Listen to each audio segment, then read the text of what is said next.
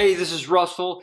This week's tip is about, you guessed it, eye contact. It's our third episode on eye contact, and that should show you how important I think eye contact is. What I want to talk about today, though, is the real practical stuff. To give you some practical tips and ideas on how you can get better at eye contact. We've talked about why it's important in the previous episodes, and now I want to move forward with giving you some practical tips and ideas on how you can get better, and also some ways you can use eye contact in situations that aren't your normal conference room presentations. So the first thing is practice. You get better at anything by practicing, right? So practice your eye contact. And you have these opportunities everywhere.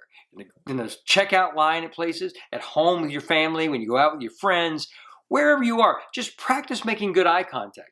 And a very specific way to practice eye contact, especially when you meet someone for the first time, when you're shaking hands, make sure you're looking for the color of their eyes. You can shake their hand and say, "Hi, my name's Russell, brown." Now, don't say that out loud. That's weird, right? You don't want to say it out loud. But it's important to think it, because what it does, it gives you that time to make that connection.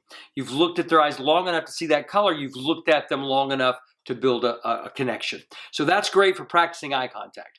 The other way to practice is if you have a group of people you can practice your actual presentation with, put them in a room, have everybody raise their hand, and then as you make the rounds and try to randomly get everyone's eye contact, when they feel a connection, enough eye contact to have made a connection, they put their hand down.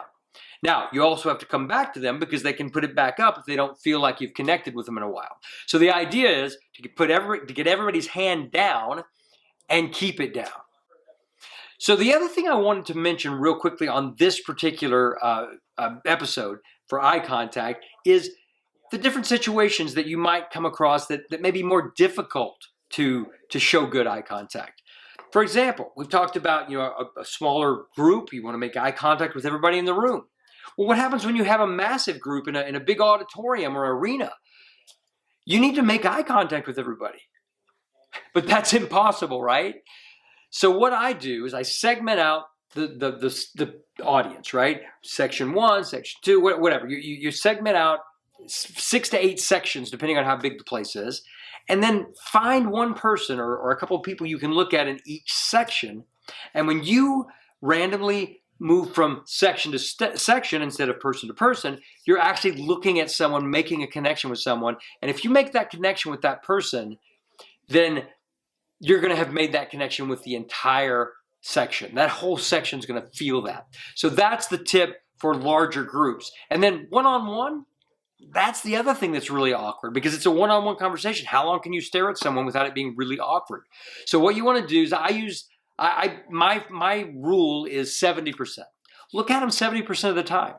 Don't be afraid that if you look up, this makes me look like I don't know what I'm doing or I don't want to look at them. No, of course, it's fine. Look up once in a while. You can look down, over as you're thinking about things in the conversation, but look at them 70% of the time. Those are the tips for this week and the final episode of our eye contact series. So thanks for being here for this. And you know the drill. Use your eyes effectively.